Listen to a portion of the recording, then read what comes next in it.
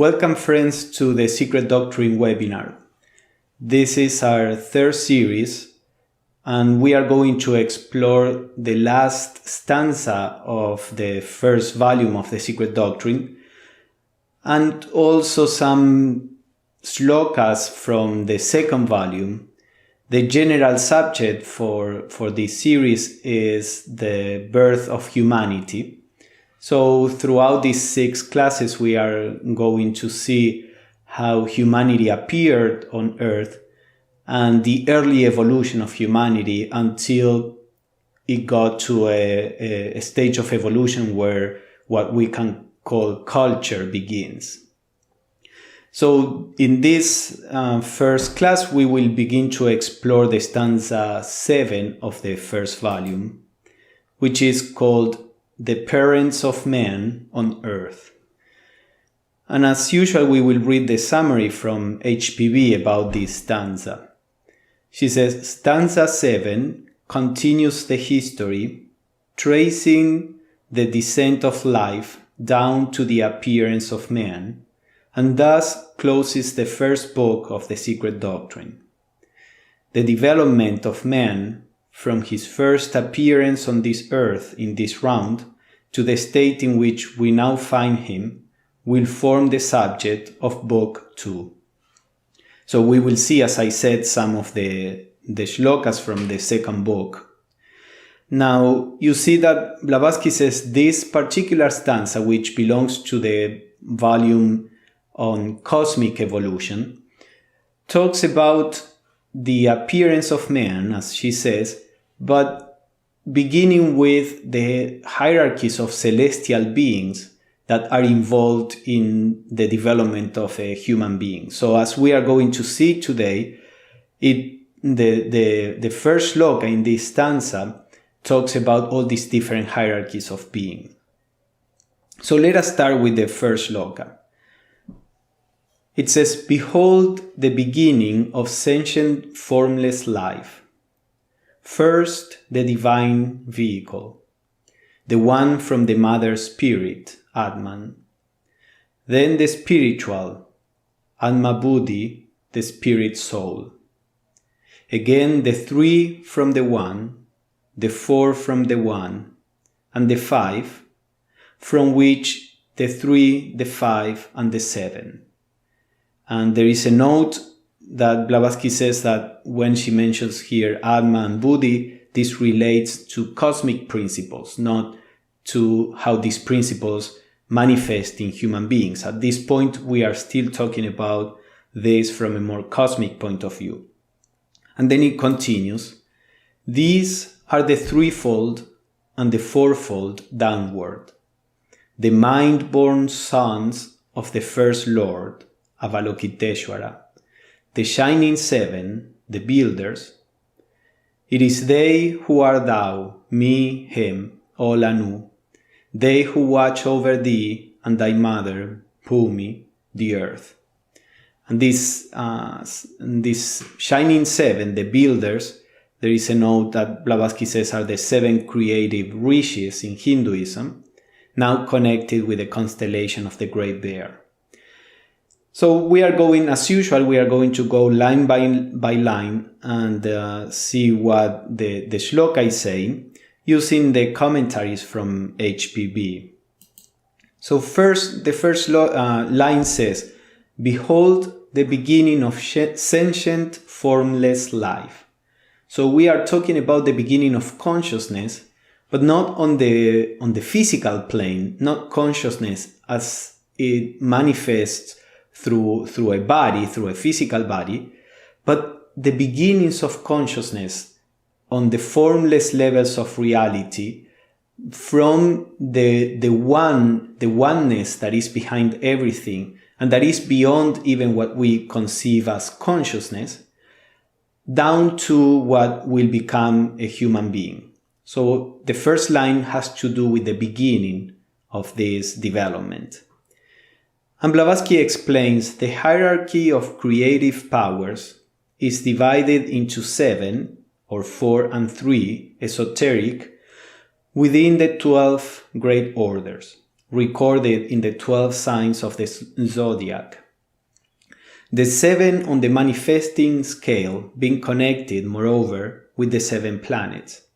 All this is subdivided into numberless groups of divine spiritual, semi-spiritual, and ethereal beings. So she introduces here what she calls the hierarchy of creative powers. In the Judeo-Christian tradition, we have this concept of angels, archangels, but normally what their roles are is not necessarily very well defined. Although if you go to the theology, you can find some definition for these angels. In the general knowledge of the population, angels seem to be some kind of furniture in heaven that don't have much of a function in the working of the cosmos. Now, this is not so in the esoteric philosophy. The idea is that the deity is like the architect. The deity is the one that has the plan, the blueprint for the cosmos in mind, in the divine mind. And it is all this hierarchy of celestial beings that we have explored in the previous series, the ones that are the actual masons, the ones that build the cosmos, that develop the different entities on the different planes. So the first thing that begins to develop when a new cosmos is built is the manifestation of all these different beings on different planes, all this hierarchy of celestial beings, the physical beings like human beings and animals, etc., being the lowest link in this chain of manifestation.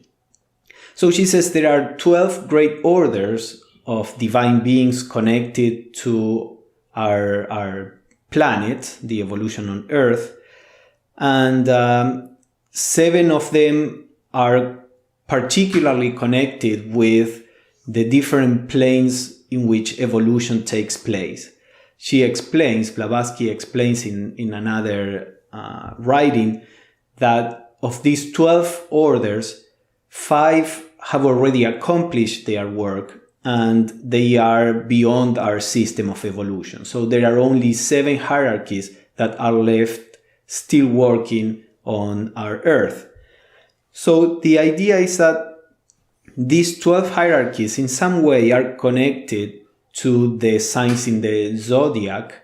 Why are there 12 and not 10 or 15 or more?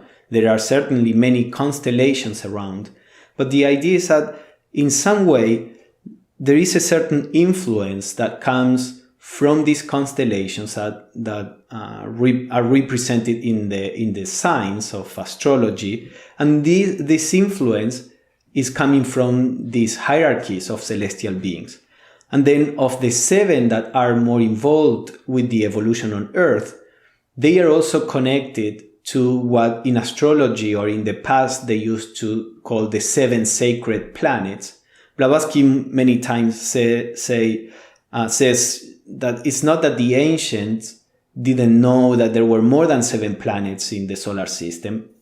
It's that only 7 of them are sacred, meaning are connected to different hierarchies of celestial beings, and we receive their influence through these planets in some occult way that we discussed a little in previous series, but we cannot go into it right now.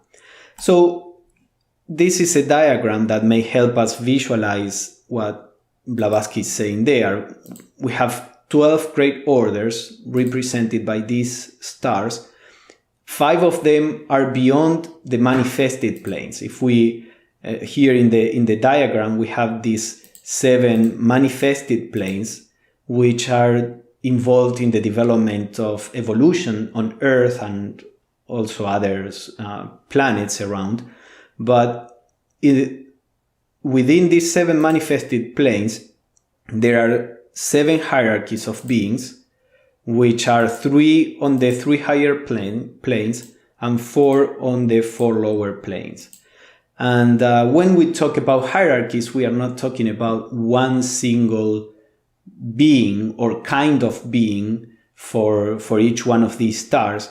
There is actually a whole hierarchy of beings for each one of these stars. So there, as we are going to see in the shloka, there are many celestial beings that manifest, but they all belong to different orders, if we want to call them in that way. So these 7 orders are connected to the 7 sacred planets, and there are the 5 orders that are beyond the active work in our system.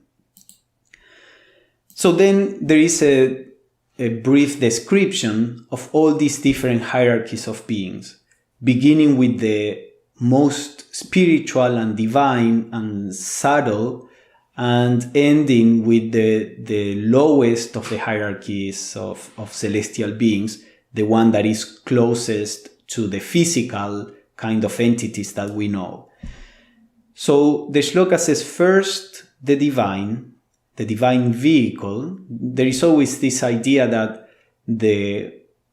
any entity that we see or that we talked about on any plane is the vehicle for the divine. So the divine vehicle, the vehicle that is manifesting, that is closest to the divine mind, is this first hierarchy. And it says the one from the mother spirit. And Blavatsky adds the word Atman. Atman means self, the universal self, this oneness that is behind everything. So she explains all these, the upper and lower hierarchies, emanate from the heavenly or celestial virgin, the great mother in all religions, the androgyne. As we discussed in earlier series, Blavatsky says that in the ancient traditions, the mother was the first manifestation, not the father. The mother is the first manifestation of the divine. You have, for example, in India, Aditi, which is the mother of all gods. And so in the secret doctrine also, the feminine aspect of the cosmos and the divine is the first one to manifest.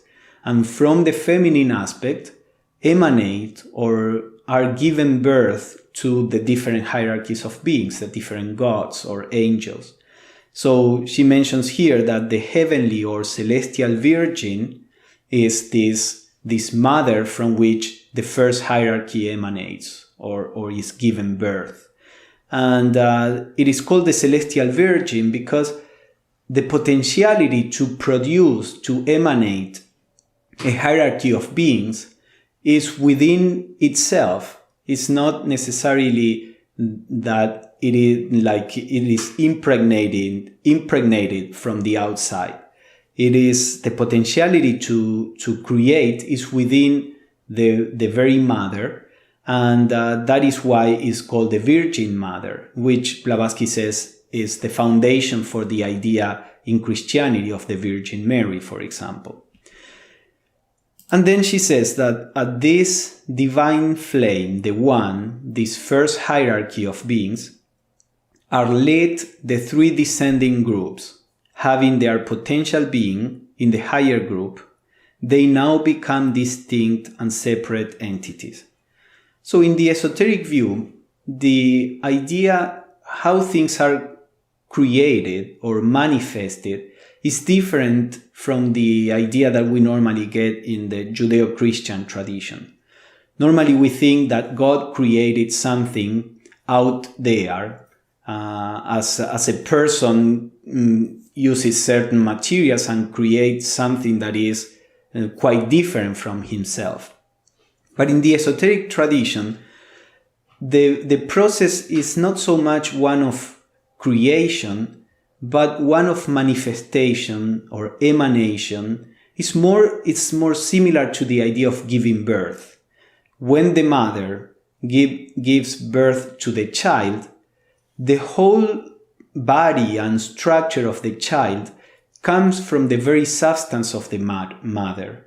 It's not that the mother makes something out of herself, outside of herself, and makes a baby out there. the baby is, in a certain sense, emanated, is produced from her very substance. In a similar way, everything in the universe is produced from the very substance of the divine. The first emanation, the highest, the most spiritual, is said to be a unity. There is no separation there because the divine is a unity.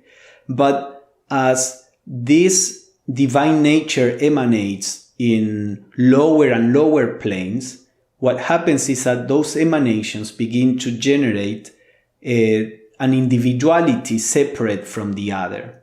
So as we go lower and lower in this chain of emanations, that which began as a unity now seems to be separate beings, separate entities. And that is what Blavatsky is saying here. So she brings a commentary to the Book of Dzyan, which is this unknown book that Blavatsky says her teachers had, and there are some ancient commentaries attached to the stanzas that we are reading. And she brings part of the commentary and says, the first is the divine fire. So you see that this idea of the first hierarchy is related to fire, as we are going to see. The second, fire and aether. The third is composed of fire, aether, and water. The fourth, of fire, aether, water, and air. So you see how with each new emanation, we come from something that is homogeneous, that is one element, the unity, now begins to differentiate. Now in the second hierarchy, there are two elements. In the third one, there are three elements. So we begin from the simple into more and more complexity. Now HPB adds a note that says that these elements, fire, air, etc., are not the fire that we see on Earth or the air. These are allegorical terms because they represent, if anything, the spirit of the elements that we see on Earth. And then the commentary also says, the one is not concerned with men bearing globes, but with the inner invisible spheres. So the first hierarchy that is emanated, this unity, is really beyond the spheres in which humanity develops. There is always this pattern in the esoteric philosophy that we have seen in previous series too, that the first emanation, which is a unity, remains always beyond, like not involved in the process of differentiation. It's not that it's separated. Actually, this first emanation, this first unity, is the background, the space within everything differentiates, the substance from which everything is differentiated, and yet it becomes always or remains always beyond. If we relate this to a state of consciousness, the idea is that, for example, our mind is involved in our life, in making decisions, our emotions too are involved, our body is involved in the actions, but there is an aspect of ourselves that remains always beyond, just as a witness. It's a state of pure consciousness that is watching, that is perceiving, that is aware, and that very awareness is embracing and allowing all this differentiation and actions and feelings and thoughts to happen. But there is always, the highest state is always not concerned, in a sense, not involved. It's allowing this to happen. All this happens because that is there, but remains always beyond. So that happens both at the level of the human being, the hierarchies of celestial beings, or the cosmos itself, the deity itself. So if we have a little diagram, we see that from the mother spirit, and you see Blavatsky said that this principle is androgyne. Androgyne means that both genders are there in one. So we call it the mother philosophically because it's, we could say it's a passive nature, but within the mother is positive and negative. It's the potentiality for the positive and masculine, active, or the negative, receptive, feminine, all this in a philosophical sense. So sometimes it is said we see the father-mother or the mother-spirit trying to bring the two elements together. From it emanates the order of fire, then the second order of fire and ether, and there is this continuous emanation, as we said, that with each new emanation there is a new differentiation, more complexity. So this is what the next sentences in this shloka are going to talk about. So we saw first the divine, the Atman, and then the spiritual, Atma Buddhi, spirit soul.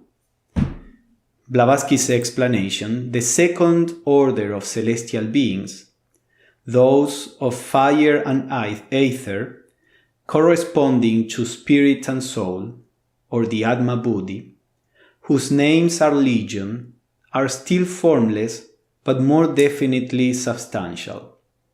So you say that the second order of celestial beings whose names are legion. So when we talk about the order, you don't think of one kind of celestial beings. There are many kinds of celestial beings that belong to this order. They are all related somehow, but they may be performing different functions in the process of evolution.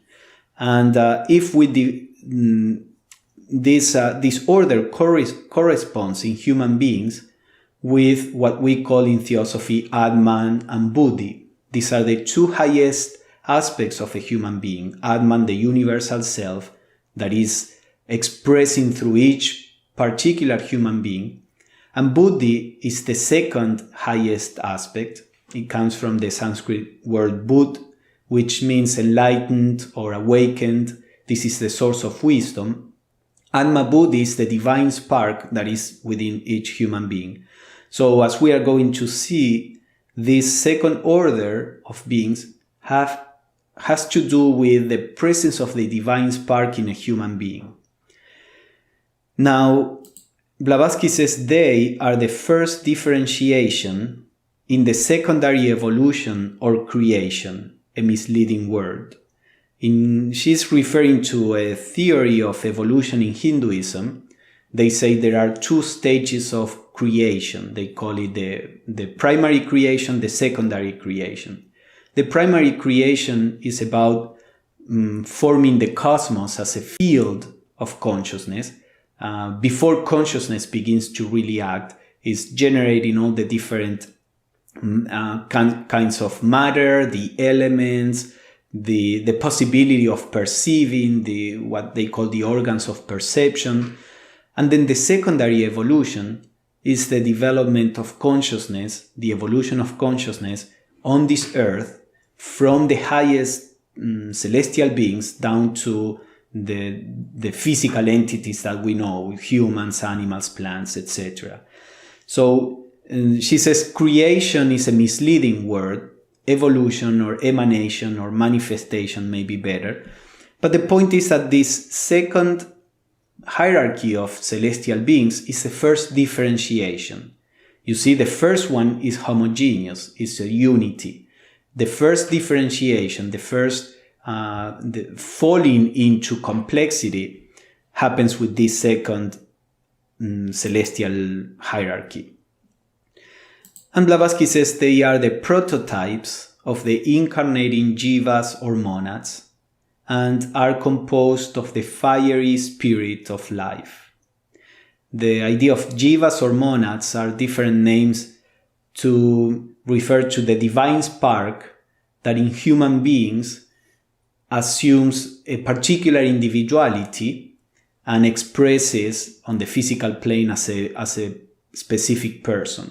So jivas or monads, we can think of that as the divine spark that is individualized and that will, in each one of us is individualized in a different way. And then it expresses on the lower planes through a physical body, a mind, emotions. So this hierarchy of beings, the second, are the prototypes of this divine spark. Prototype is a way Blavatsky used it to say like it's like the spiritual blueprint, or is before the formation of this divine spark in human beings. And she says it is through these celestial beings, that passes like a pure solar beam the ray which is furnished by them with its future vehicle, the divine soul, Buddhi. So remember that we said Atman is the universal self, the divine self that is behind everything. And then in each human being, that divine self begins to manifest in a more individual way. So the first vehicle of this universal being is Buddhi, the divine soul. So Blavatsky says that the divine self comes like a ray, like a beam, through these hierarchies, and these hierarchies furnish a vehicle of expression for the divine being, for the universal self, which is what we call Buddhi in theosophy. So, for example, we have this diagram that may help visualize it. If we think of this as the universal self, then this is the second celestial order of celestial beings, the second order. So the universal self, expressing through the celestial order, generates what we can call the monad, or the divine spark in human beings. There is a vehicle, Buddhi, a vehicle of expression, which is expressing part of this universal self. Words really fail here. We have to remember, anytime we are referring to these very spiritual, formless, abstract concepts, any words we use are inadequate. So take it allegorically. The universal self is universal, it cannot be separated. But we can say allegorically that a ray from the universal self is now expressed more individually, which is represented by this white circle, and will manifest through Buddhi. And this is a divine spark that will express itself through a human individuality. So she says that these celestial beings are directly concerned with the hosts of the higher world of our system. And then from these twofold units, remember this was fire and ether, emanate the next hierarchy of celestial beings, that is the threefold. There will be three elements there. But let's come back to this idea that the second order of celestial beings is the hosts of the higher world of our system. By our system, Blavatsky is referring to a technical concept that we studied in our previous series, the idea of a planetary chain. To summarize it for those who may not have seen the previous series, the idea is that our Earth is one globe, let's say, in which evolution takes place, but this field of evolution is connected to other spheres, to 6 other spheres, and when the spiritual nature of human beings and any kind of being on Earth begins to evolve, it begins to evolve in a kind of spiritual sphere, if we want to call it in that way. It's the highest sphere of this chain of globes, of which the Earth is a part. And then after the period of evolution is accomplished there, life goes to a slightly more material sphere and evolves there, then to a more material sphere, and finally it comes to Earth. After the evolution on Earth is accomplished, then it goes back to a more spiritual sphere, and then it keeps going up until it reaches the highest globe or sphere in this process of evolution. Now this is one cycle. To accomplish the whole evolution, 7 of these cycles are necessary. Each of these cycles are called a round. So the first order is beyond these 7 globes of evolution. The second order is connected to the highest globes of evolution. So because this order is very spiritual, it works at the level of the divine spark in human beings. So the shloka says again, the three from the one. And see that although this third celestial order emanates from the second one, the shloka is saying the second emanates from the one, the three from the one, the four from the one. You see that it's constantly reminding us the idea that all this is coming from the one. Even though the second is emanating the third, and the third emanates the fourth, all these are just manifestations of the one. So Blavatsky says the third order corresponds in human beings, there is this idea of correspondences, to what in human beings is Atma Buddhi Manas, the spirit or the universal self, the soul, which is Buddhi as we saw, and the intellect. And it is called the triads. So there is an order of celestial beings that is related to what we can call our intellects, not so much as they manifest through the brain, but the intellect as this higher mind that remains whether there is a body or there is not a body. You know, when we die, what happens is that this intellect divests itself from the physical body, and then from the emotions, and then from the physical mind that we know that expresses through the brain, and then it is in its own nature as a spiritual kind of mind. This is the intellect. So that intellect will incarnate after a process of development after death, will incarnate in a new body. So the idea is that this third order is related to these three higher spiritual principles in us. And then the four from the one. Now Blavatsky says the fourth are substantial entities. And for those who have seen the previous series, remember that the idea in this sevenfold model of the universe that the esoteric philosophy offers, the first three, the three highest planes are always thought of as formless, spiritual, where the substance aspect is very tenuous, is very subtle. And then the lower four planes are more substantial, more material. So this fourth hierarchy of celestial beings are substantial entities. This is the highest group among the rupas. Rupa is a Sanskrit word that means form. These hierarchies, with this fourth hierarchy, we begin to conceive some kind of very subtle form. The three higher are formless. We cannot think of them in terms of something concrete. The separation between them is just the hierarchies feel at one with each other, or each of the celestial beings in the hierarchy, they feel at one with each other.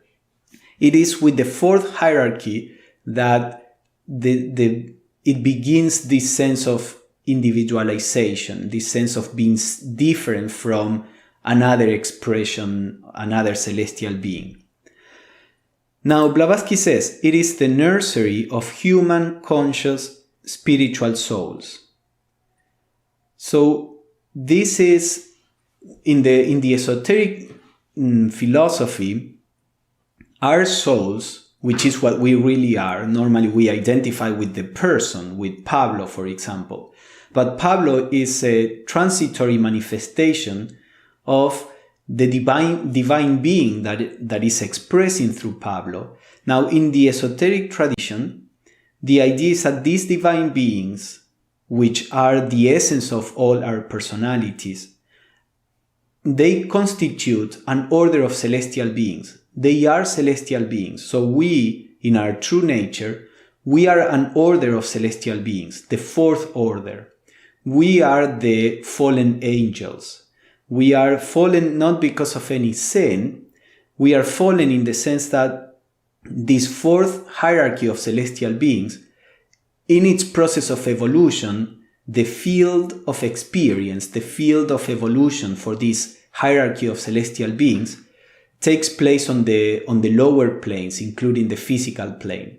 So all the angels, all the celestial beings are evolving as they work to build the cosmos and to have different functions within the cosmos. They are evolving. So what is the evolution of our essential natures? The evolution is to experience the universe through a physical frame.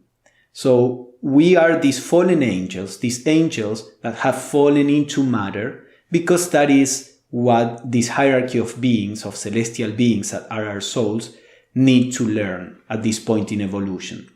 So we could say that we are the fourth celestial hierarchy or celestial order.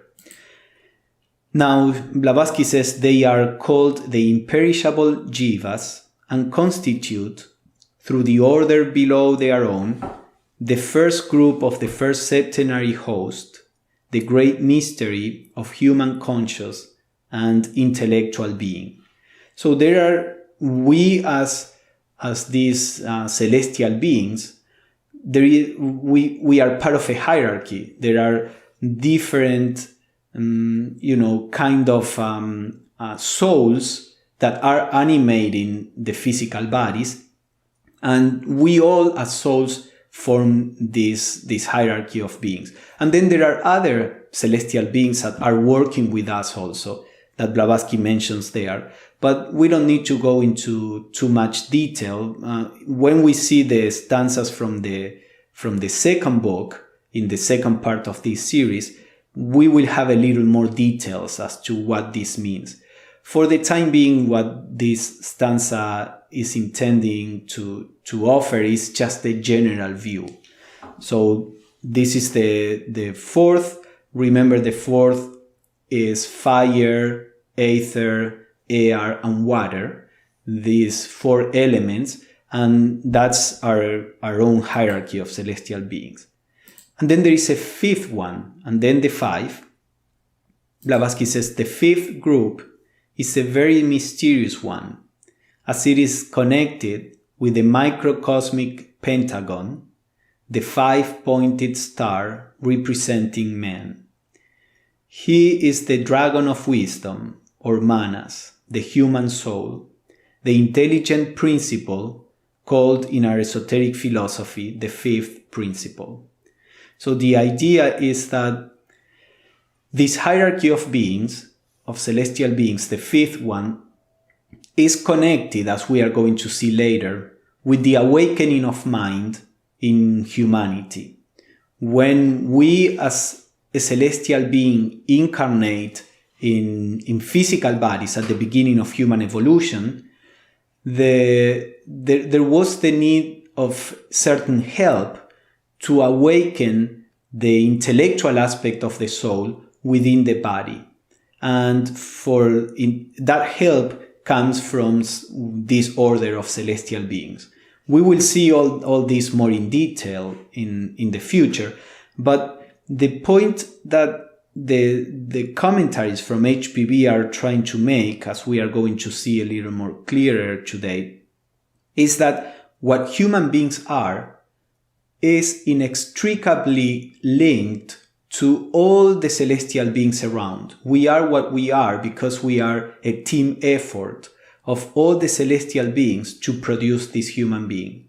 At the same time, from another point of view, from the point of view of the other celestial orders, they also are the result of the activity of all the other celestial beings. Actually, they are evolving through our own activity, and we are evolving through their activity. So when you start having a glimpse or a feeling of what the esoteric philosophy is proposing, is this very interconnected net in which we are all evolving together, helping each other, and we are all the result of everything else around us. This is not too different from what we see even in physical ecology. We have a body because we eat what the earth produces. we are evolving because the planet is setting up the field, and we use the planet to evolve. And at the same time, the planet is evolving through us, through our activity. So there is no real separation. We tend to think of us as individual, isolated, separate, but this is actually a whole unity evolving different aspects of itself. One aspect of this unity is what we call human beings. And there are many other aspects of this unity. And what evolves is the whole unity. So then the next sentence, from this fifth order, from which the 3, the 5, and the 7. So from this fifth order, there are others that emanate. And Blavatsky says, the 6 and 7 groups of celestial beings partake of the lower qualities of the quaternary. In Theosophy, the quaternary is the personal nature, let's say, of the human being, which involves our physical body, a subtle counterpart of the physical body that we are going to explore later, because it's related to what these hierarchies of beings do, then our vitality and our emotional nature. So this is the lower quaternary. So the 6 and 7 hierarchies are connected with this lower nature. If you see all the other hierarchies that we have explored so far are really connected to the spiritual aspects, our spiritual aspect. The fifth one is in between. It's like a bridge. It's connected to, or is involved in how to connect the spiritual to the personal, to the physical. But the two lower hierarchies are connected more to the lower aspect of a human being. So Blavatsky says they are conscious ethereal entities, as invisible as ether, which are shut out like the boughs of a tree from the first central group of the 4, and shoot out in their turn numberless side groups, the lower of which are the nature spirits or elementals of countless kinds and varieties. So we have, it is the idea here of, again, the emanation of hierarchies. The lowest aspect of these hierarchies are what we call nature spirits. In traditional Western esotericism, there is this idea of the gnomes, the sprites, the salamanders, the sylphs, which are the spirits behind the elements. The idea being that nature everywhere is alive, that there are forces of nature which have their own consciousness, not necessarily consciousness like a human being, but just like a bee is a conscious entity. It's it performs a function in nature and is a conscious entity, even though the bee doesn't have the same mind that human beings do. In a similar way, these nature spirits, which are non-physical, they have their own consciousness and they perform their own roles in the development of nature and the evolution and the growth of nature. So these nature spirits are the lowest link in this chain of celestial beings, and we all form this collective consciousness that is evolving together, as I said. And then Blavatsky says the 6th group, moreover, remains almost inseparable from man. And when Blavatsky uses the word man, this was written in the late 1800s, so the gender language wasn't an issue. But also, it's using the word man in a more technical way. She explains that the word man in English comes from the Sanskrit word manu, and manu means the thinker. So manu is any entity that has the ability to think.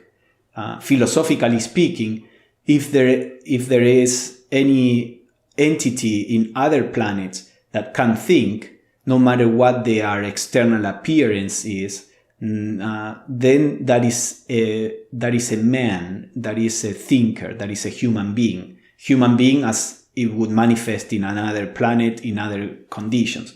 So when she talks about man here, she normally refers to in an abstract way, to a human being, a thinker. So the sixth group remains almost inseparable from man, who draws from it all but his highest and lowest principles. That is, his spirit and body. The highest the spirit, the lowest the body. The 5 middle human principles being the very essence of those dhyanis. Dhyanis is a Sanskrit word for celestial being. Alone the divine ray, the Atman, proceeds directly from the One. So the Atman, the universal self, which is the essence of ourselves, that proceeds directly from the oneness. But then all the other principles are in some way, the different orders of celestial beings are involved in organizing, either by emanating the matter, the spiritual matter necessary for these principles, or by organizing them into bodies, into vehicles of consciousness. We don't really know all the processes that are involved in producing a human being on the different levels. But Blavatsky always says, follow the law of analogy, and you will have a sense of what happens on the higher planes. So in the womb, the baby is formed out of the matter of the mother, and there is some kind of intelligence there that guides the formation, the form of the baby, and how the cells are going to differentiate and how they are going to form organs in different ways. So from the esoteric point of view, all this happens with the intervention of many different entities.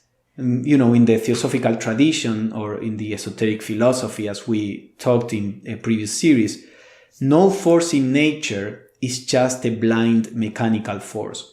Every force in nature is the expression of some kind of consciousness. Consciousness in a wide sense, not a little thinking human being. So all the forces involved in creating a baby on the physical level are representing all these different hierarchies of beings. But this happens also not only at the physical level, also on the higher spiritual levels. There is a gestation of a human being on all the different levels. And that is how the different hierarchies are involved in different ways. So Blavatsky says the occultist calls these hierarchies of beings the ancestors or the Pitris. Specifically, she's talking about the sixth one.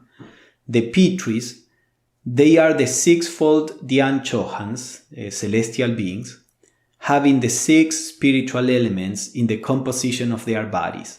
In fact, men minus the physical body. So this sixth order, out of the 7 planes, it manifests on the 6 higher planes. The only plane in which they don't manifest is on the physical plane, which means they don't have a physical body. But we do have a physical body. We are a hierarchy that manifests on all the planes. So this 6 hierarchy manifests on all the 6 lower planes except for the body. And we are going to see, these are called the Pitris, and we are going to see what they do in how they work in the physical or the evolution of human beings. We will see that in the second part of the series. Now, I'm bringing something from the second volume here that can illustrate what we are talking about. Blavatsky says, though the 7th principle, which is Atman, the universal self, though the universal self reaches man through all the phases of being, through all the different planes, the universal self permeates all the planes, is omnipresent, is this unity within which we move and act and have our being, as St. Paul would say. So the 7th principle reaches man through all the phases of being, pure as an indiscrete, meaning non-separate, element and an impersonal unity. So the universal self is this unity, non-differentiated, impersonal.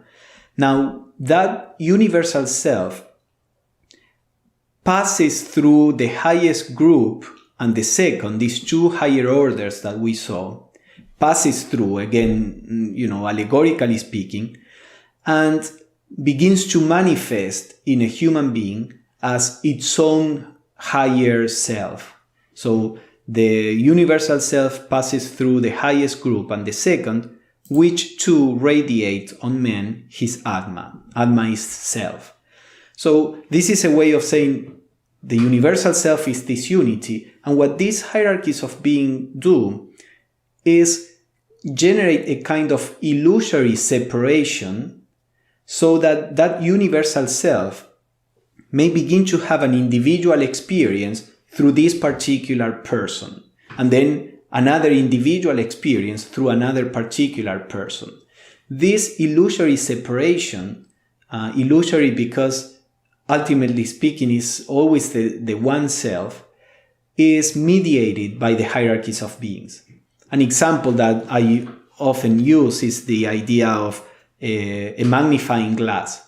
If you think of the light of the sun as this one light, around the earth that is not really separate, it's just one mass of light.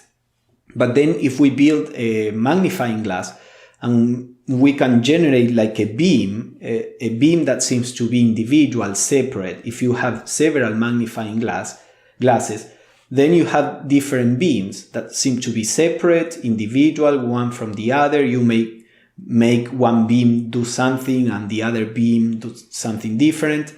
But this is just the light from the sun. It's not really different. It's not really separate.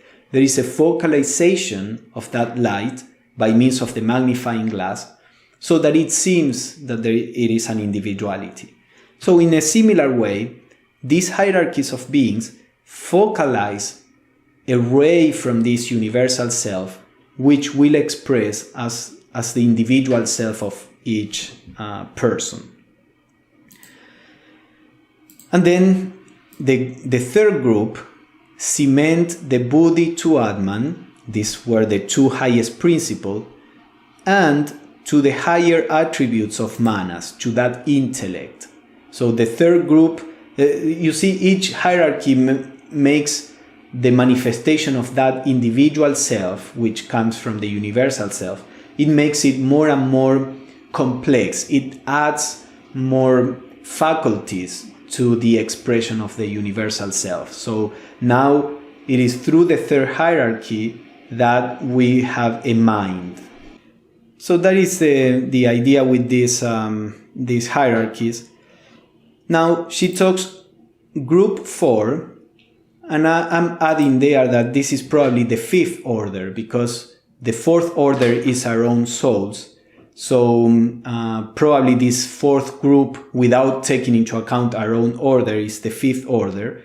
And she says, endows him, the fourth hierarchy of beings, which is what we are, endows him with his manas and its vehicle. Manas is the mind, the vehicle is the kamarupa, or body of passions and desires.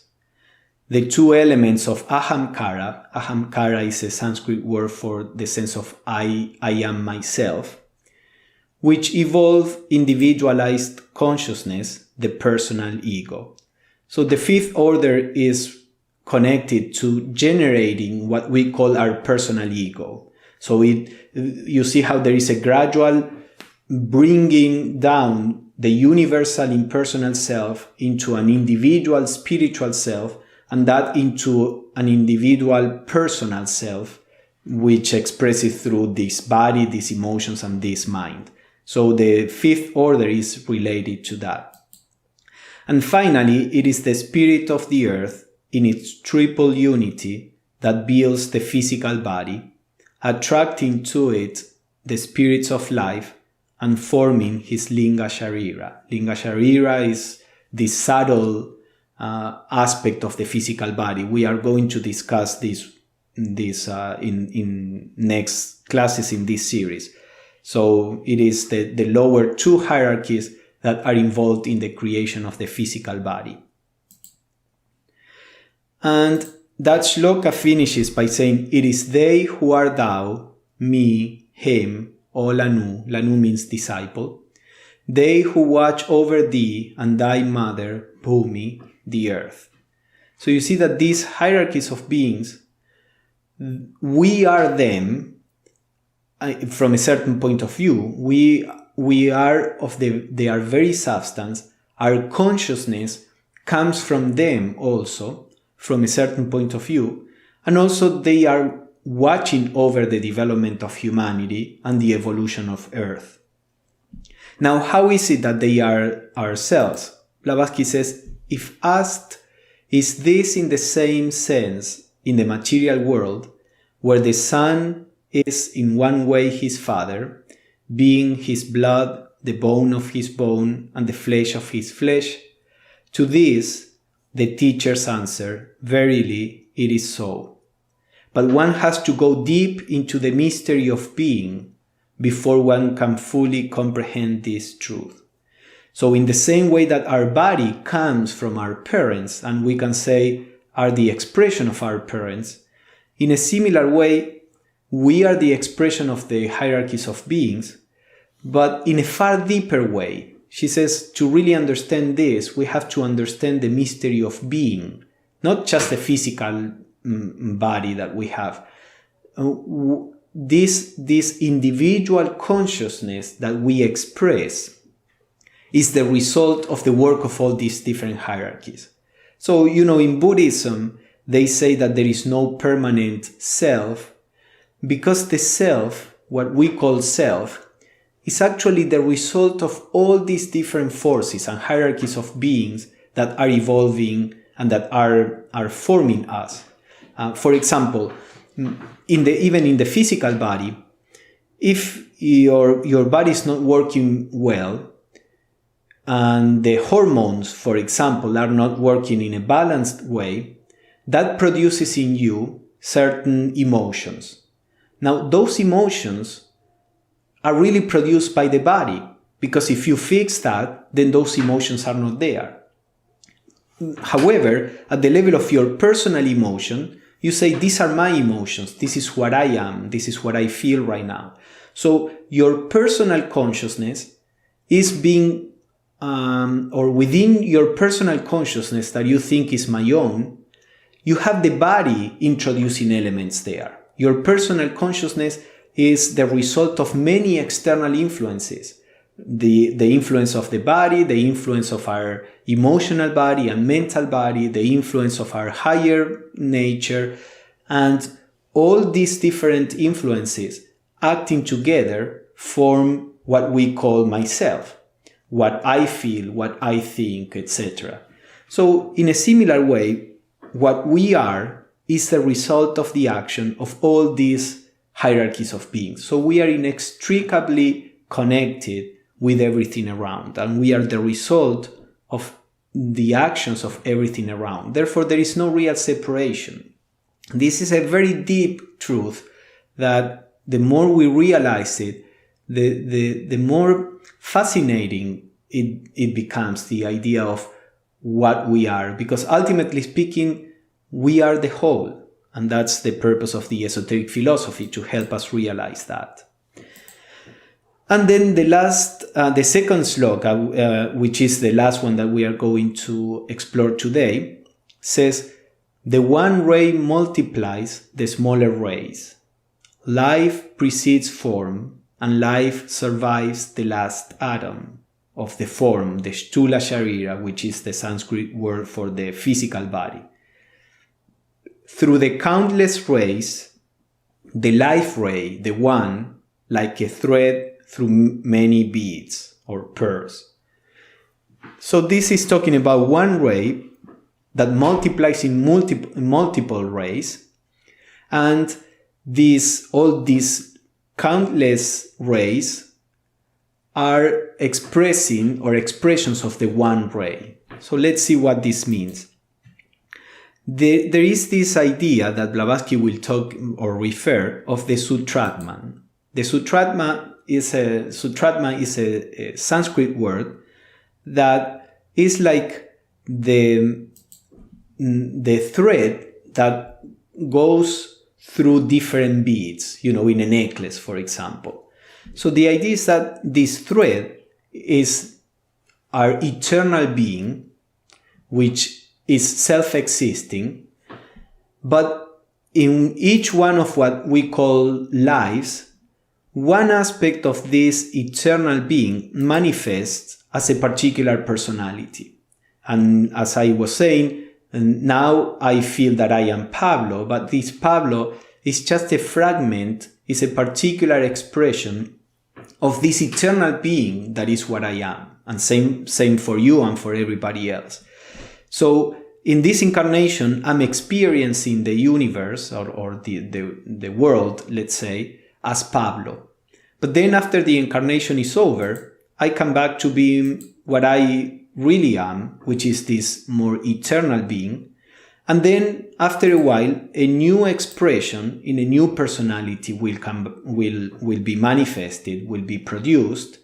There is a series of experiences that I will have in that new personality and then come back again to the eternal self. So this eternal self, the one ray, goes through or divides, expresses in multiple rays, but it is the essence of all of them. So it's like goes through all of them. So Blavatsky says, this shloka expresses the conception of a life thread, Sutratma, running through successive generations. That's what I just explained. Now, she says, how then can this be explained? By resorting to a simile, to a familiar illustration, though necessarily imperfect, as all our available analogies must be. So she's going to look at this in a far more complex way and esoteric way. She says, at the end of the 19th century, in the 1800s, science knew that there was, in some way, because of the work of Mendel and Darwin, the scientists, they knew that in some way, from father or mother to the children, there were certain characteristics that were passed on from generation to generation.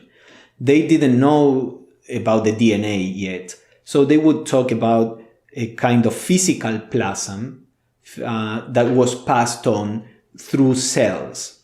So this is what Blavatsky is referring to here.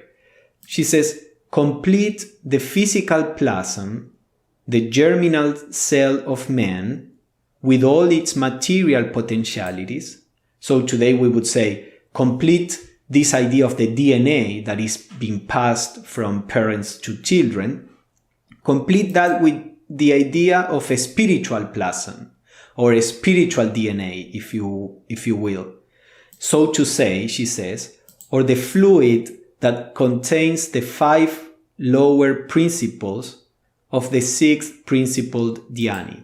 So she is saying, just as this, the parents pass on the DNA to the children, the celestial beings can be seen as passing on the spiritual DNA to the different incarnations that we take. So it's an allegorical way. In some way, when we die, everything that we did in the previous life, every virtue that we developed, every habit that we have to overcome, personal habits, all that stays, and it's like a spiritual DNA that will be passed on to the next personality when we take another incarnation. And then we inherit not only a physical body, but also an emotional and mental body, which are the karmic continuity of what we did in our previous lifetime.